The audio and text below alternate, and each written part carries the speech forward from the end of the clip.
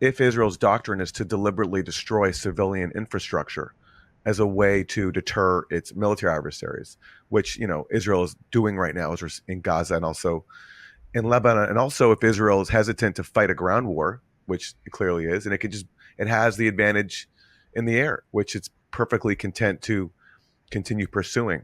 I wonder if that's also a factor that puts Hezbollah at a significant disadvantage, because Hezbollah has tried to target military sites throughout the course of its intervention.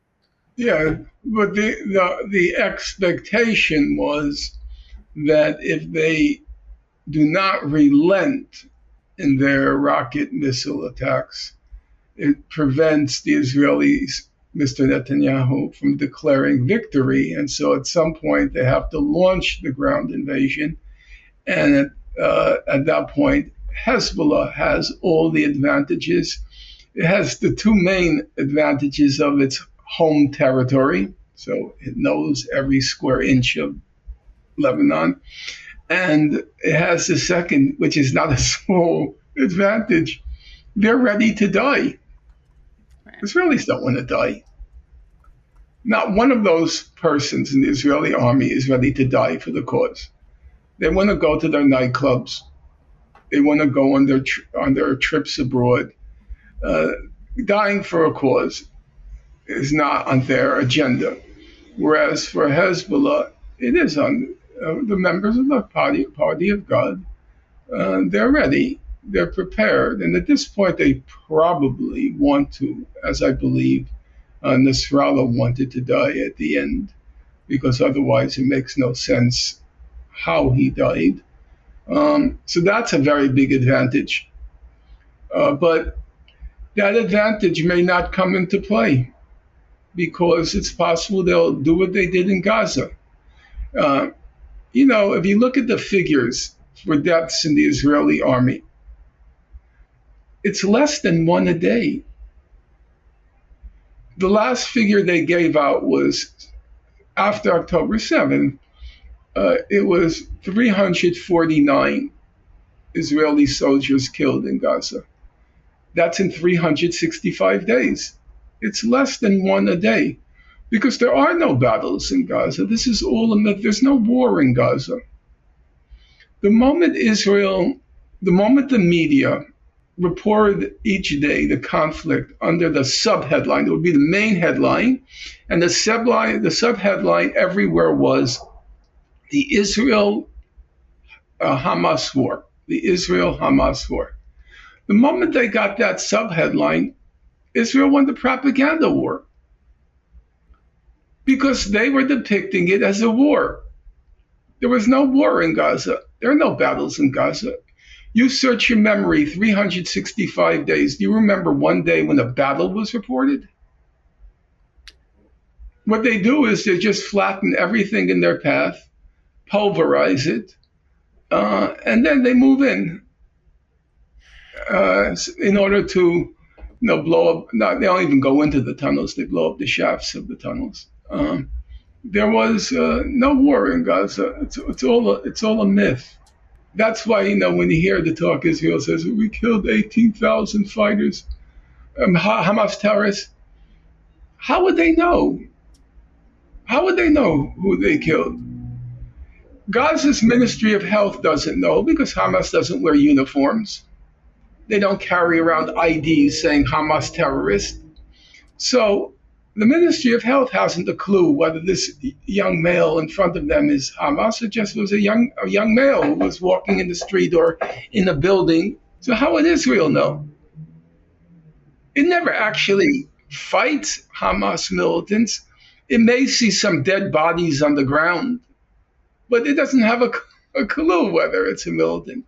Every time you see the Israeli figures, you could predict. I could predict every figure Israel will produce from now till next year. You know how many are produced? What numbers they'll use? It's very simple. Whatever number the Ministry of Health releases as total deaths, let's say now they're saying 42,000, right?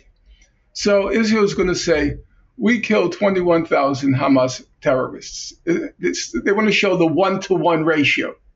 to prove they're the most moral army in the world, because other places it's 3-1 or 4-1, but here it's 1-1.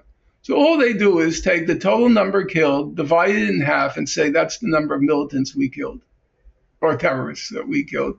They don't have a clue. There's no fighting going on in Gaza. It's a genocide. I don't care about the technical term, legal term.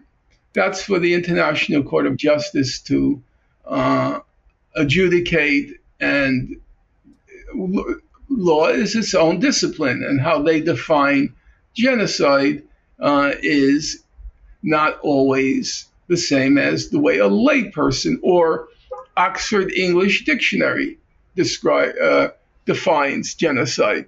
But I'll just, if you allow me, since I've been writing about this subject, so Oxford's dictionary defines genocide as the murder of a large number of people from a particular nation or ethnic group with the aim of destroying that nation or group. And by that definition, that's what's happening in Gaza. The war is just, it's secondary. Obviously, if you want to commit a genocide, you want to take out the enemy forces because they're an obstacle to achieving your goal. But defeating Hamas is simply a means to an end. The end is to solve the Gaza question. And it's people think this is just a terminological issue, but it's not. It's a question of trying to capture reality. What word captures the reality? If you take Raoul Hilberg's magnum opus, it's called The Destruction of the European Jews. It's not called The War Against the European Jews. Now, there was a book by Lucy Dawidowicz, she was a complete idiot, called The War Against the Jews, about the Nazi, because she didn't understand what it was. I remember my mother, whenever she would hear mention of a war against the Jews, what are you talking about? It wasn't a war. It was an extermination. She said we were cockroaches. They would shine the light on us, and we would scurry to this side. Then they would shine the light here, we'd scurry to this side. We were cockroaches. They were exterminating us.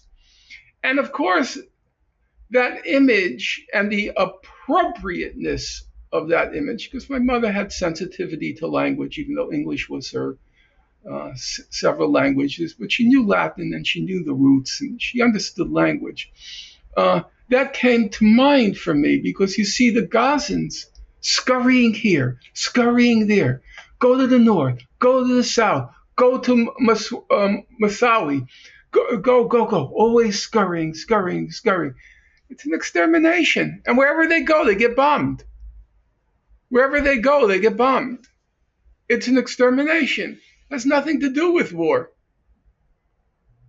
So, as I said, the moment it became classified as the Israel-Hamas war, Israel won 90% of the propaganda battle.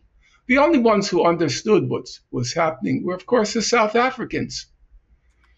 They went to the ICJ to say this is a genocide. It's not a war. And if you read their application, they never use language like a disproportionate attack. They don't use language like disproportionate. They don't use language like even indiscriminate. They use the language, they're targeting the civilians.